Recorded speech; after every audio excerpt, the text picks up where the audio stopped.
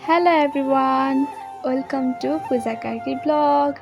आज चाहिँ म टिपटप बनेर जबको लागि बुझ्न जाँदैछु प्लस पार्लरको लागि पनि बुझ्न जाँदैछु। म चाहिँ पुरै प्यान्ट टी सर्ट लगाएर हिँडेँ होइन। अनि त्यसपछि अलिक तलसम्म जानुपर्छ नि त, बाटो कति हिलो छ।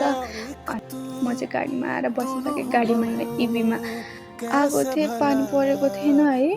अहिलेसम्म यहाँ ब्रह्मसम्म पानी परेको छैन। अहिले एकछिनमा त कत्रो पानी पर्छ क्या। यहाँ चाहिँ मेरो बाबा हुनुहुन्छ है, बाबा मेरो फादर। कहाँबाट ड्याडी त मूल पानी आउँछु भन्नुभएको थियो। सो मैले चाहिँ देखिहालेँ क्या बाबाले। बाबाले चाहिँ मलाई देख्नु भएन, म कस्तो हाँस्थ्यो कि। यता साइडमा आन्टीहरू नि हुनुहुन्थ्यो। अनि त्यसपछि म ट्याम्पोमा चढेर गएँ। म होइन अगाडि पार्लर चाहिँ मेरो बुझिसकेँ है। पार्लरको बारेमा बुझेँ। बेसिक कोर्सको लागि फ्री रहेछ, एडमिसन फी मात्र रहेछ 1500। अनि त्यसपछि म टक्क टिपटप बनेर उता म जानु चाहिँ जडीबुटी थियो, बट त्यहाँनिरको के जुन त्यो काम लगाइदिने मान्छे हुन्छ नि, त्यो कस्तो मातेको रहेछ क्या। अनि मलाई भोक लागेर चाहिँ म खान थालेँ होइन। खाएँ, कस्तो मिठो लाग्छ क्या। मेरो चाहिँ फेभरेट हो। सो म चाहिँ खान थालेँ। मेरो फेभरेट हो, म जहाँ जाँदा पनि खान्छु कि।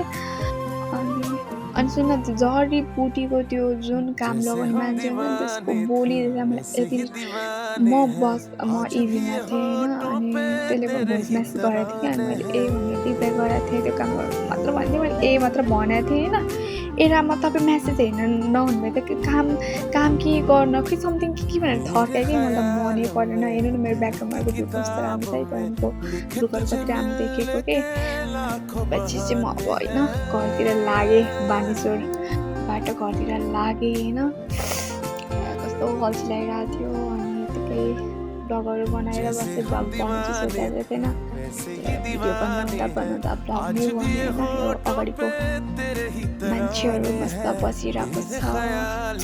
अनि म त यस्तो पुरै पसिनाले कस्तो भइरहेको थिएँ। ब्याग भएर कोचाक कोची मान्छे यस्तो गर्मी छ। त्यही माथि मान्छे यहाँ कचक कुचुक भएर त्यो सानो मान्छेलाई कचक कुचुक हुँदै देख्ने त साइडका मान्छेहरूले पसिनाले आफूले स्याहार्न सक्नुहुन्छ कस्तो मान्छे।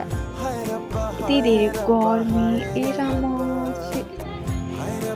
अनि फेरि म इभीबाट फेरि अर्को बस, दुईवटा बस पर्छ उता बानेश्वरबाट त। सो म अर्को गाडी चाहिँ उभिएर आएँ। त्यस्तो म घर आएर लुगा फेरिसकेको छु है। यस्तो गर्मी थियो। मैले चाहिँ बाटोमा आउँदाखेरि बनाउँछु सोचेको थिएँ, बनाउनै बिर्सेछु क्या। यस्तो गर्मी भएको रामा। बाई बाई गाइस, अब चाहिँ मेरो मेहन्दी गइसक्यो। ओके बाई, सी यू अर्को भ्लगमा फेरि भेटौँला। आजको मिनी भ्लग मेरो। Thank you so much. म चाहिँ छिमेकीको अलिकति यस्तो हेर्दैछु। बाई बाई मेरो कट्टी। Bye bye, take care guys.